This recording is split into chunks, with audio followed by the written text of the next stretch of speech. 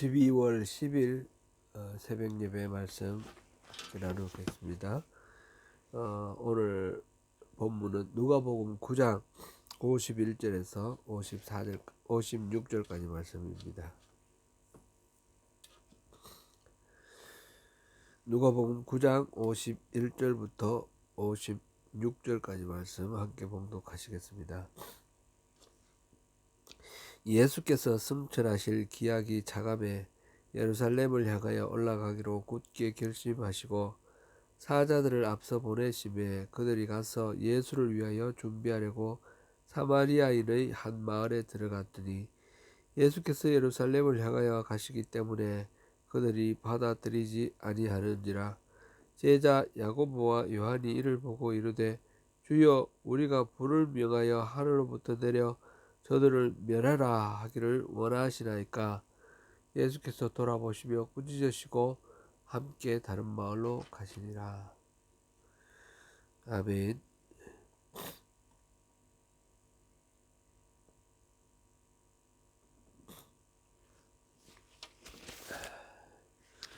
예. 지금까지 예수님의 사역은 갈릴리 지역을 중심으로 하시는 그런 사역이 지금 누가복음에 기록되어 있습니다. 그리고 이제 오늘 51절에 보니까 승천하실 기약이 차감해 예루살렘으로 향하여 올라가기로 굳게 결심하시고 그 다음에 같이 가셨다 이렇게 됐습니다. 그래서 이후에는 이제 예루살렘으로 올라가시는 과정에서 또 가르치시고 또 이적을 베푸시고 하는 그런 모든 기록들이 19장까지 기록되어 있고요. 그 이후에는 이제 예루살렘에서 고난을 당하시고 이제 죽으시고 부활하시는 것까지 기록되어 있죠. 그래서 오늘 이 부분은 이제 예루살렘을 향해 출발하시는 중요한 하나의 새로운 단계로의 출발점입니다. 그런데 예수님께서 승천하실 기약이 차감해 예루살렘을 향하여 올라가기로 결심하시고 굳게 결심하시고 사자들을 앞서 보내심에 이렇게 됐습니다. 승천하신다라고 기록되어 있는데 성천하실 기약이 차감해 여기서 성천하신다라고 번역된 이 말은 원래 들려 올라간다 그런 뜻으로 쓰이는 말인데 들려 올라간다는 것은 하늘이기 때문에 물론 성천입니다. 그러나 단지 예수님께서 십자가를 지시고 죽으시고 부활하셨다가 승천하실 때 그 승천만 얘기하는 것이 아니라 십자가를 지고 부활하시는 것까지 다 포함하는 그런 말이다 이렇게 이해를 하면 좋겠습니다. 변화산에서 예수님께서 엘리야와 모세와 더불어서 별세하실 것에 대해서 말씀하셨다. 그런데 그 별세라는 말하고 그 별세는 이 세상을 떠나는 것이죠. 그 말하고 의미가 지금 같은 의미로 쓰였다 이렇게 보면 되겠습니다. 그것도 단순히 이 세상을 떠나시는 것만이 아니라 십자가를 지시는 사건부터 전체를 가리키는 말이죠. 이제 그런 그 승천 예수님께서 십자가를 지시고 이 땅을 이제 떠나시는 그 사건의 기약이 차감해 그 사건에 나아갈 때가 모르겠다라는 거죠. 그래서 예수님께서 이 지상 사역을 마치고 하나님께로 돌아가기 위한 그 때를 위하여 지금 예루살렘을 향해 가십니다. 예루살렘에 가시는 이 결단의 끝에는 바로 십자가를 지시고 죽으시는 것이 있고 그 다음에 부활하시고 성천하시는 그 일이 있습니다. 한마디로 우리가 생각해 보면 예수님께서 예루살렘으로 십자가를 지러 죽으러 가신다 라고 이렇게 말할 수도 있겠습니다. 가서 제자들은 가서 왕이 되거나 뭔가 큰 어떤 권세를 잡거나 이런 메시아, 세상적인 정치적인 메시아를 예수님께 기대하고 있는데 예수님은 그런 것과 다르게 반대로 죽음으로 이 죽음의 세력을 물리치고 예수님께서 십자가를 지심으로 우리 인간의 모든 죄를 해결하시고 영원한 생명의 길로 이제 인도하시기 위해서 죽으러 가신다라고 이렇게 우리가 정리할 수 있습니다. 그런데 그렇게 가시는 길이기 때문에 예루살렘을 향하여 올라가기로 굳게 결심하고 그냥 예수님께서 이렇게 모든 일들이 저절로 되어지는 것이 아니라는 것을 보여줍니다. 예수님께서는 하나님이시죠. 100% 하나님이십니다. 그러나 예수님은 또한 100% 사람입니다. 그 모든 고난의 과정이 저절로 지나가는 것이 아니고 엄청난 고뇌와 또 고통을 동반하는 그런 것이죠. 미리 그 모든 사정을 또 알고 출발하시는 예수님의 입장에서는 여간 판단하기가 쉽지 않고 결심하기가 쉽지 않은 그런 상황이었습니다.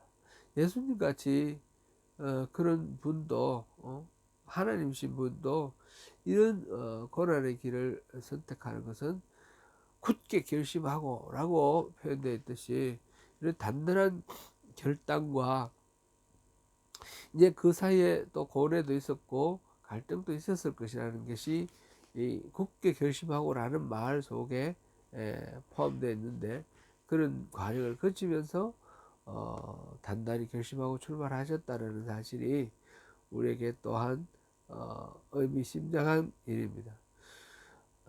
하나님이신 예수님도 그러셨는데 하물며 우리가 어떤 일을 선택을 하고 결단하는 것이 뭐 그렇게 쉽지 않을 것이라는 것, 우리가 갈등하고 고뇌하고 번민하는 것은 지극히 당연하다는 것. 그래서 때로는 스스로 초라해 보이기도 하고 왜 이런 것 때문에 내가 이렇게 번민하지 싶을 때도 있는데 오히려 예수님의 이 모습을 보면서 우리가 용기를 얻기도 합니다. 저의 입장에서도 그렇습니다. 주님도 이러셨구나. 그러면서 저 자신의 그 연약함을 또 돌아보면서 오히려 위로를 받습니다.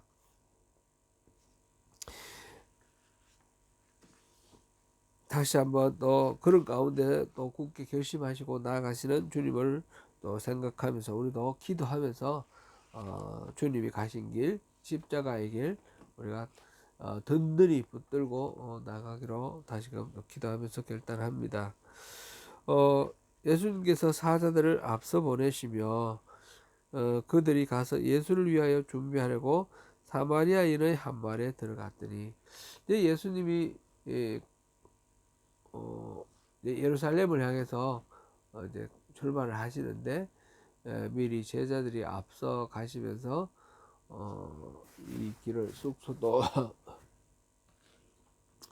예배하시고 또 요즘처럼 뭐 모든 것들이 다 여관이라든지 뭐 식당이라든지 이런 게 있는 게 아니지 않습니까? 그러니까 숙소도 미리 이제 알아봐야 되고 또 식사도 할 수 있는 그런 것도 알아봐야 되고 이렇게 해서 예수님을 위해 제자들이 미리 또 이렇게 예배하기 위해서 준비하기 위해서 갔는데 이 예수님의 일행이 예루살렘으로 간다라는 이야기를 듣고 이 사마리아 사람들이 거부를 하는 겁니다. 받아들이지 아니하는지라 그렇게 되어 있습니다. 우리 이 사마리아 사람들이 왜 거부했는지를 우리 충분히 짐작할 수 있죠. 이 유대 사람들과 유다인들과 사마리아인들의 그 갈등은 성경에 많이 여러 차례 기록되어 있고 소개되어 있습니다. 이 갈릴리 지방과 유다 지방의 중간에 있었던 이 사마리아, 그 사람들과 유대인들은 서로 상종하지도 않는 그런 원수지간이었습니다. 그래서 주로 사람들이 갈릴리에서 요단강 동쪽을 지나서 이렇게 쭉 내려와서 다시 유다 지방으로 올라가는 그 길, 바로 지나가는 그 길이 있음에도 불구하고 그 길을 잘 이용하지 않고 우회하는 그런 길을 선택했다는 거죠. 우리 그 구약 개관할 때 보았는데, 그 길이 여러 가지 있지 않습니까? 해변으로 쭉 이어서 가는 해변길, 그리고 아브라함이 내려왔던 길, 산지길, 족장길이라고 불리기도 하는 산지길이 있고, 그 다음에 이제 요단강 동쪽으로 가는 계곡길 이렇게 있습니다. 그리고 요단강 동쪽 다시 고원지대로 돌아가는 왕의 대로 이렇게 있는데, 이제 그 족장길, 산지길을 타고 가면 가장 가깝고 쉽습니다. 유다 땅으로. 그런데 중간에 사마리아가 있으니까 그것을 이제 지나가지 않기 위해서, 사마리아 사람들과 만나지 않기 위해서 유대인들은 계곡길로 요단강 동쪽 편으로 그렇게 해서 돌아갔던 것이죠. 그런데 예수님께서는 굳이 사마리아로 갔습니다. 그거는 예수님께서 의도하신 바가 있는 거죠. 사마리아 사람도 복음을 듣고 하나님을 알고 구원을 받아야 되기 때문입니다. 사마리아 사람들이 나름대로는 자기들도 하나님을 아는 사람들이었습니다. 원래 이스라엘 백성들이었는데 그 내용은 우리가 알죠. 남한국과 북한국이 분열됨으로써 서로 갈등하게 되었고, 북한국이 아수르에 의해서 먼저 멸망당했는데 722년에 그때 아수르의 정책은 3인 정책이라고 그러죠. 이스라엘 사람들의 이스라엘을 정복했을 때 그 주민들의 대부분을 끌고 강제로 이주시켰습니다. 그래서 아수르 경내에 있는 여러 곳으로 흩어버렸죠. 그래서 민족의 정체성을 유지하지 못하도록 흩어버렸습니다. 뭐 이를테면 지금의 그 이란, 터키, 아르메니아, 뭐 키르기스탄, 뭐 이쪽에 있는 그 카스피해 유역 있는 쪽으로 그렇게 끌려갔다고 합니다. 그런데 그런 사람들은 흔적도 없이 사라졌습니다. 사실은 그 토착민들과 또 혼혈 정책에 의해서 강제 결혼하고 이러면서 민족적 정통성이 사라져 버렸습니다.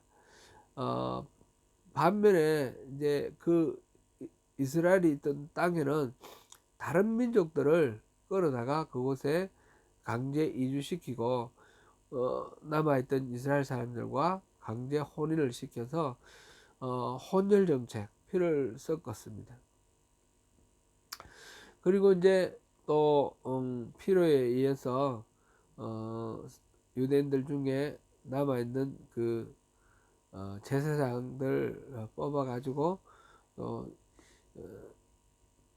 그 믿음 신앙은 또 이스라엘 사람들이 원래 가지고 있던 여호와 신앙을 또 이렇게 지키도록 하려고 했는데, 그것이 이제 이민족들과 혼혈하면서 이민족들의 그 우상들과 이렇게 신앙이 혼용이 되었습니다. 그러니까 피도 섞이고 종교도 섞이고, 그래서 이 유대인들의 입장에서는 저기는 올바른 여호와 신앙으로 볼 수가 없다, 이렇게 간 생각을 했죠.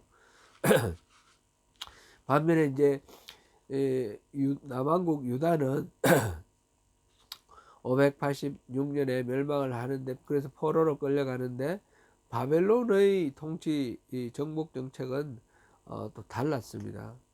아수르는 그 민족의 정체성을 없애기 위해서 혼혈시키고 막 흩어버리고 했지만 바벨론은 포로로 끌고 갔으나 그들 자신의 종교와 또 민족의 그 고유한 문화와 혈통을 유지할 수 있도록 지켜주는 우호 정책을 썼습니다. 그래서 유대인들은 고스란히 나중에 이제 귀화를 해서 네, 유대 땅으로 다시 돌아오죠. 그래서 성전을 건축하고 이렇게 하면서 민족적인 어떤 정통성을 계속해서 유지했습니다. 성전 건축 과정에서 사마리아인들도 자기들이 동참하겠다 그러면서 호의적으로 이제 접근을 해왔는데 유대인들 입장에서는 순수한 여호와 신앙을 지키기 위해서는 섞일 수가 없다. 그래서 그거를 거절을 하고 그것 때문에 이제 사마리아인들은 앙심을 품고 성전 건축을 방해하고 그러면서 앙숙이 되었습니다. 그 BC 한 460년 이때로부터 시작해서 계속해서 갈등을 겪고 와서 예수님 당시까지 한 거의 400~500년 갈등을 그 이전에 남북 왕국의 갈등을 따지면 900년 넘지 않습니까? 거의 1000년 가까이 그렇게 갈등해온 것이 누적이 되어서 이 사마리아와 유대 사람들이 서로 앙숙이 되었던 거죠. 그래서 유대 사람들은 서로 상종을 하지 않는데 예수님의 입장에서는 이들도 구원받아야 할 하나님의 백성입니다. 그래서 일부러 굳이 사마리아를 통과하면서 그렇게 말씀을 하시죠.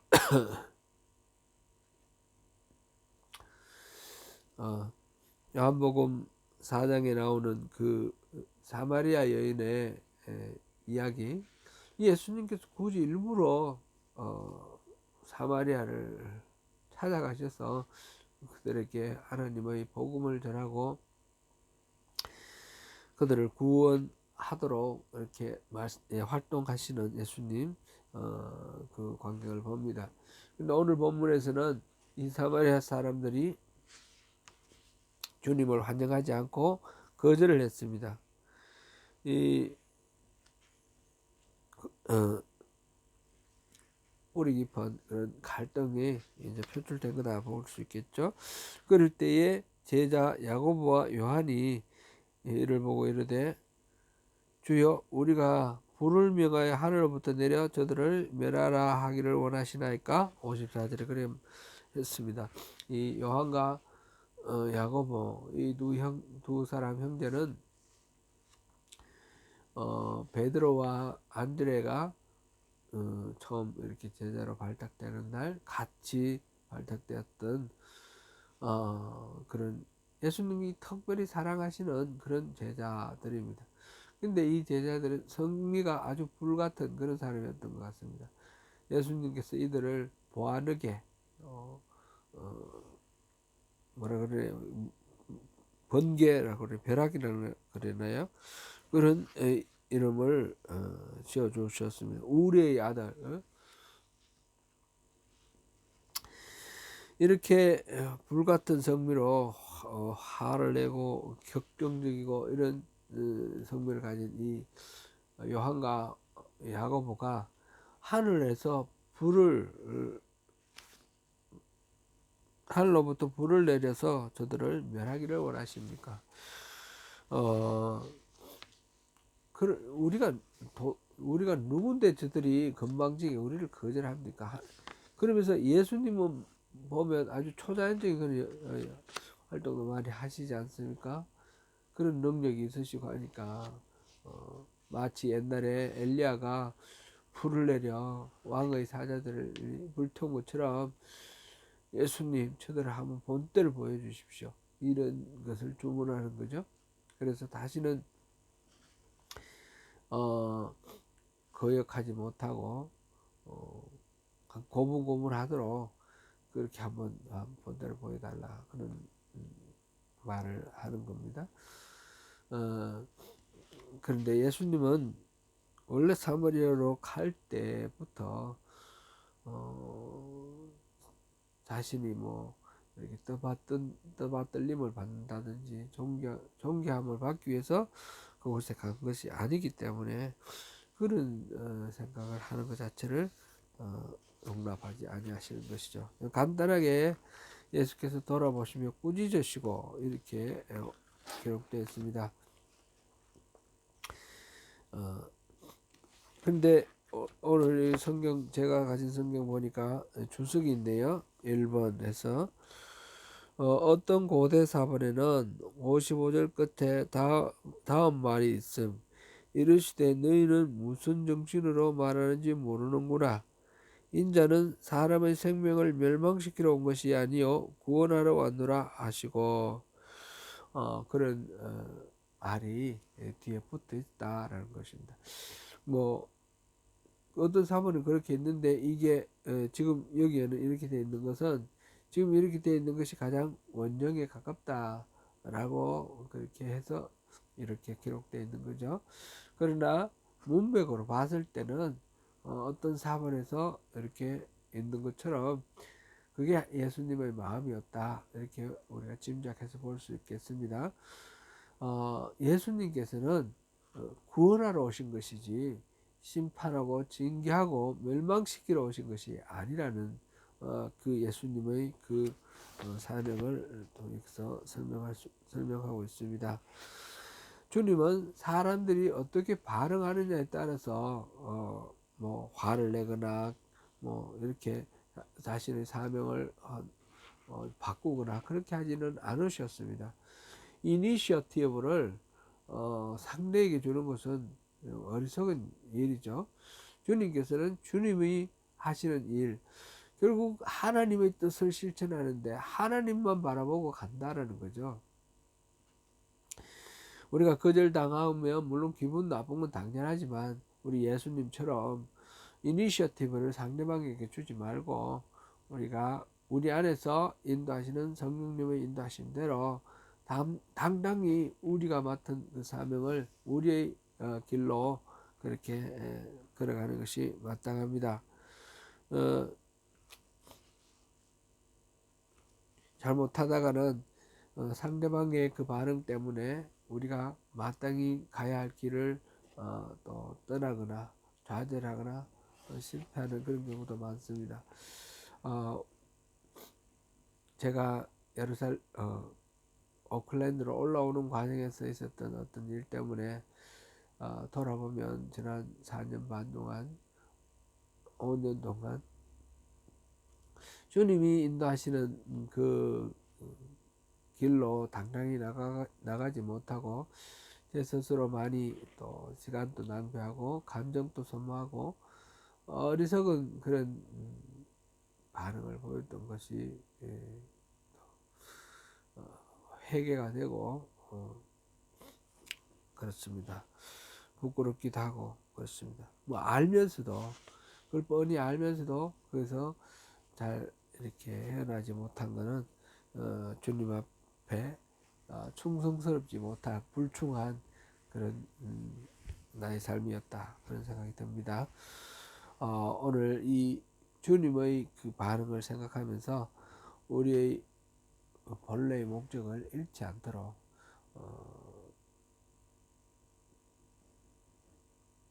그렇게 우리가 다 중심을 잘 잡고 나아가는 것이 좋겠습니다. 주님이 이 세상을 구원하기 위해 오셨듯이 우리 또한 주님의 십자가를 함께 지고 또 이 세상을 구원하는 그 사역을 위해서 우리가 부름을 받고 또 오늘 우리 삶을 허락받았습니다. 우리 모두 그 부름에 충성스러운 오늘 하루의 삶이 되시기를 축원합니다. 오늘 말씀 여기까지 맺겠습니다. 더 큰 은혜로 주님께로 한 걸음 다가가는 그런 기도와 묵상으로 오늘 아침 맞이하시기 바랍니다. 감사합니다.